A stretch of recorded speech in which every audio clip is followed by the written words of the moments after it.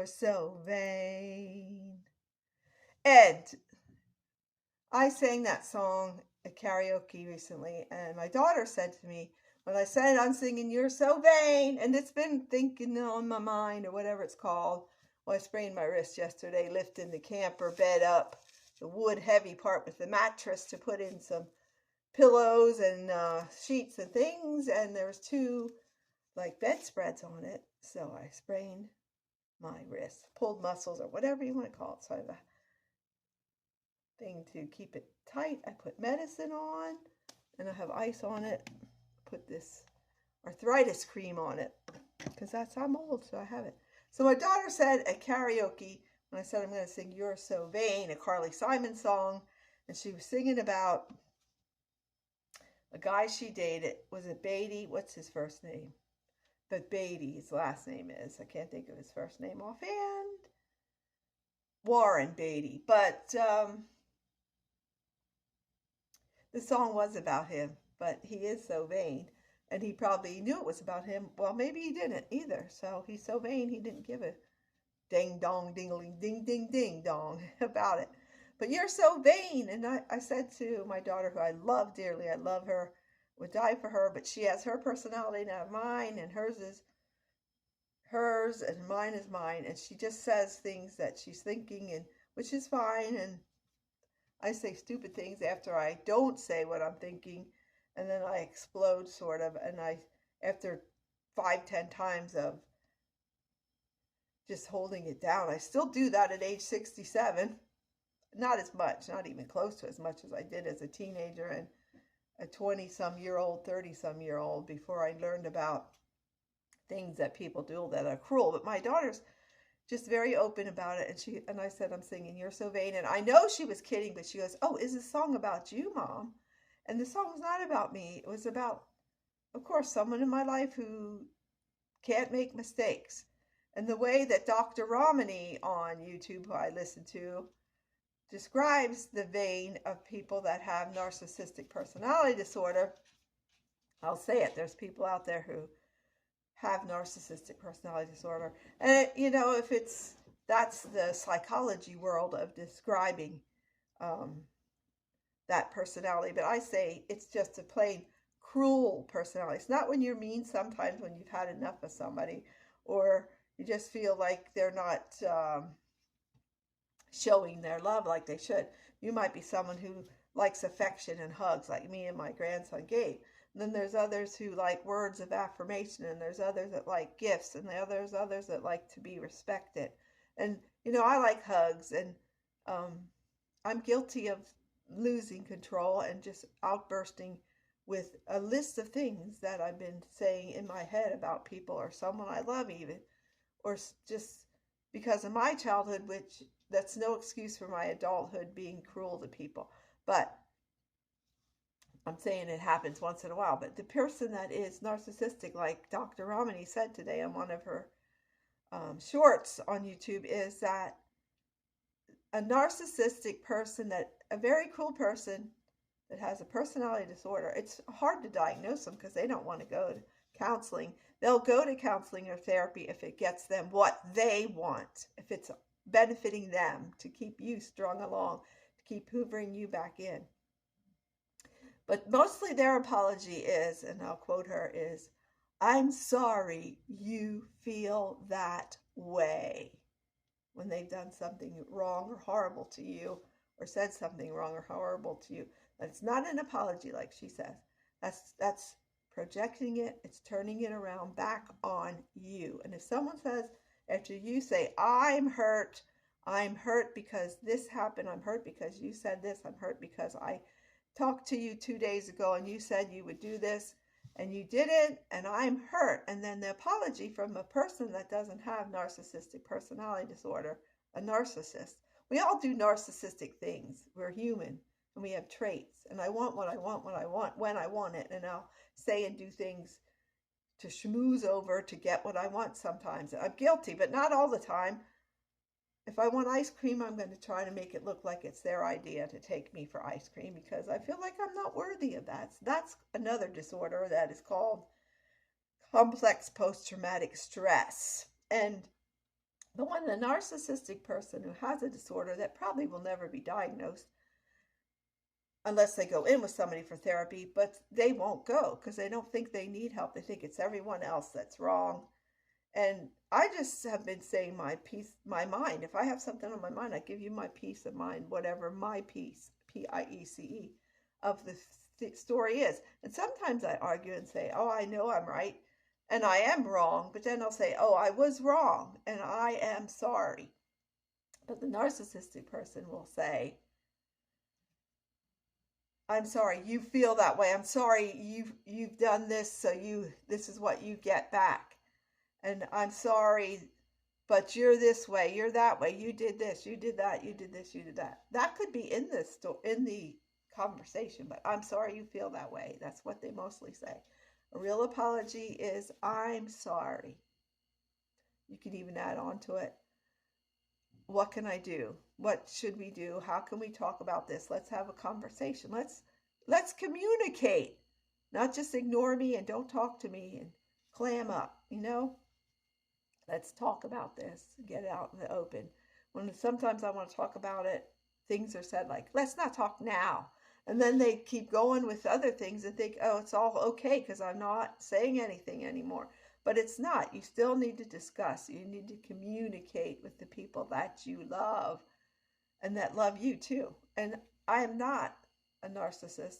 I have traits. Yes, I don't have NPD, that's for sure. I have complex post-traumatic stress, which if you don't have that, if you weren't a very highly sensitive child or person, which I am still to this day, very sensitive, HSP, highly sensitive person. And yes, psychology and psychiatrists have all their fancy diagnoses. Fancy. Can I do this? Fancy.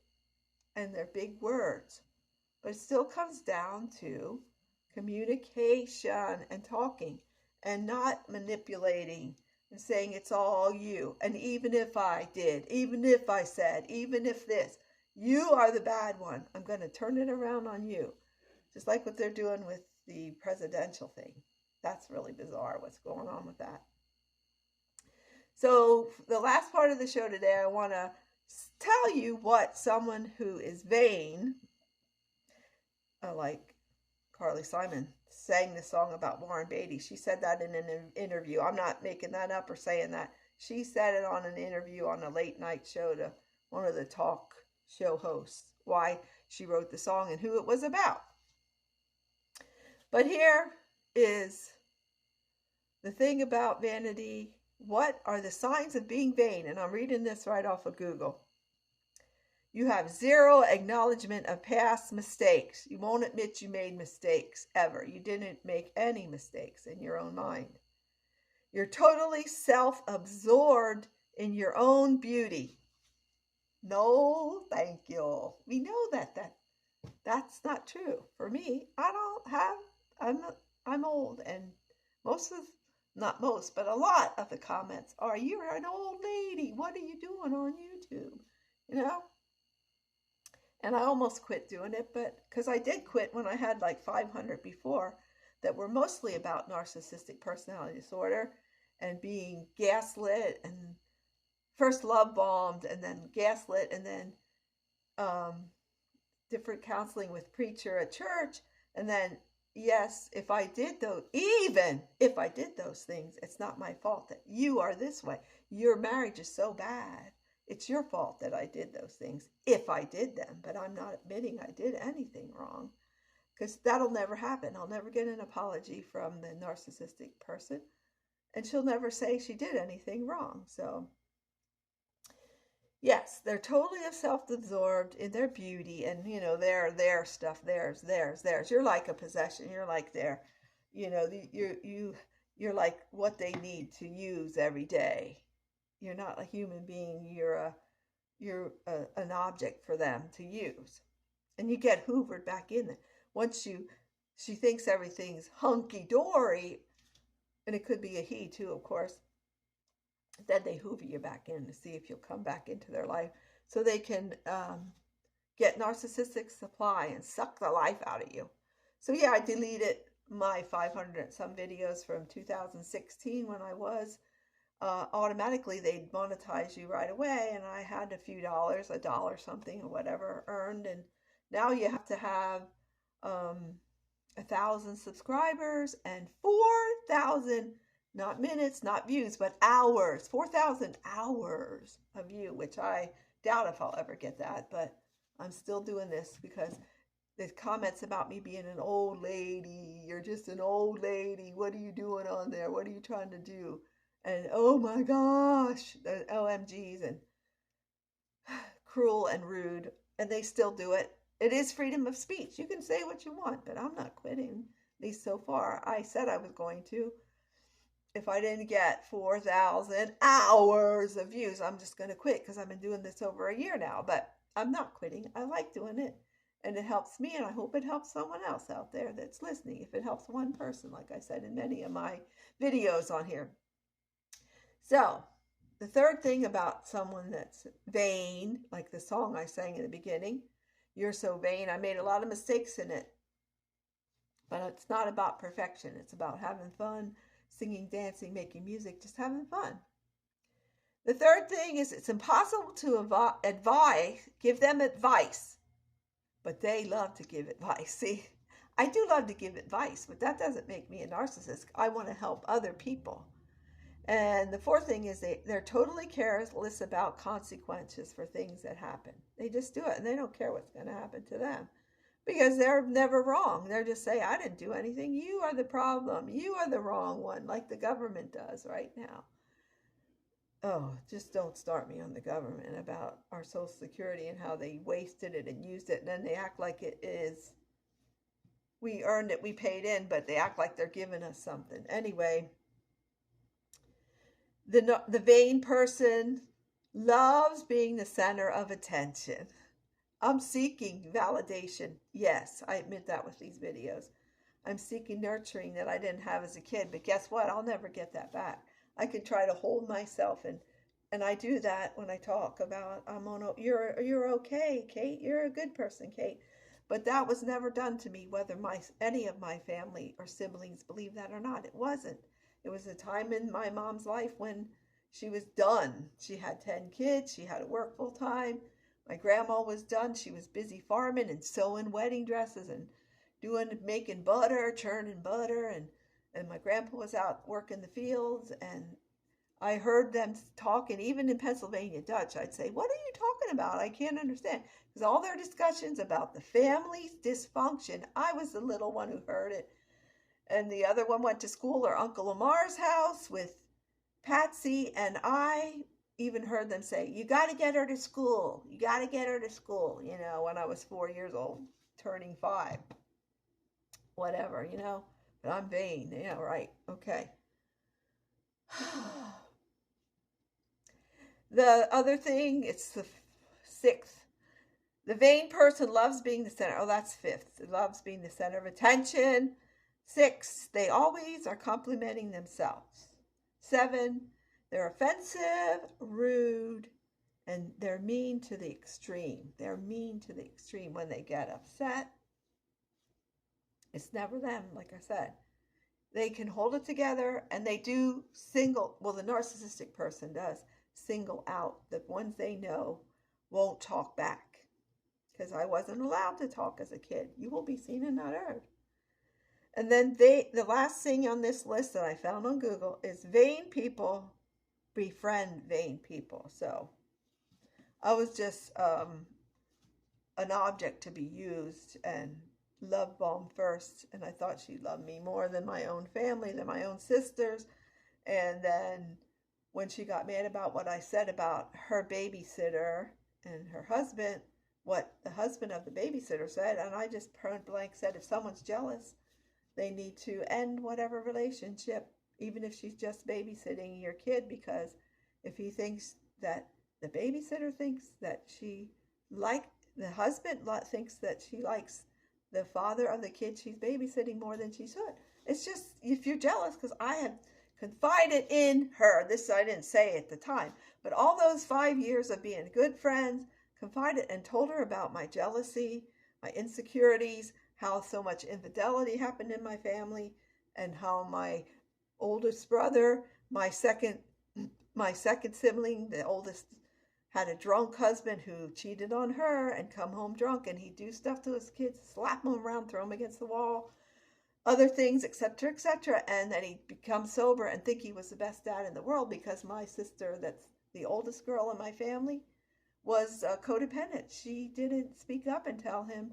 She said, I don't want to know, to me. She talked to us, but she wouldn't talk to him. No communication. The oldest married a sex addict and had 4 kids with her. And then she married someone else and had 5 more kids. And she ended up dying doing a sexual act with someone. This is the truth. I'm not making this up. And I told this all. And the other thing with my 16-year-old sister, I told this all to this very vain person. And then when she got pissed off at me, she started acting like this was going on with her and my husband. So I went totally. The one who isn't a narcissist, ends up with mental health issues worse than ever. Bing, bing, bing, bing, bing. So anyway, just want to talk about being vain on the show today. And I hope you're doing okay and that you learn to love yourself, because the greatest commandment is love the Lord your God with all your heart, soul, mind, and strength. And the second is onto it. Love your neighbors as yourself. You have to love yourself too. Love and treat yourself good so you can love those neighbors and help them. And not say it's your fault that you don't have the siding on your house when they ask you to help. If they would, you need to help them and not turn it around and project the wrong on them. Because you're wrong if they ask you just to hold the hammer for them and hand it to them when they need it. Something like that. That's just a metaphor. That's an example. That's a parable, whatever. Oh, yeah. So we would strive to be like Jesus. The perfection would be through him. Christ keeps me. Christ carries me. He is my all in all. So just keep dancing, singing, making music, and having fun. As much as possible. Some can't get up out of their wheelchairs. You can move around and do things. You can go in the hover round or the jazzy that they have at the stores. Just take care.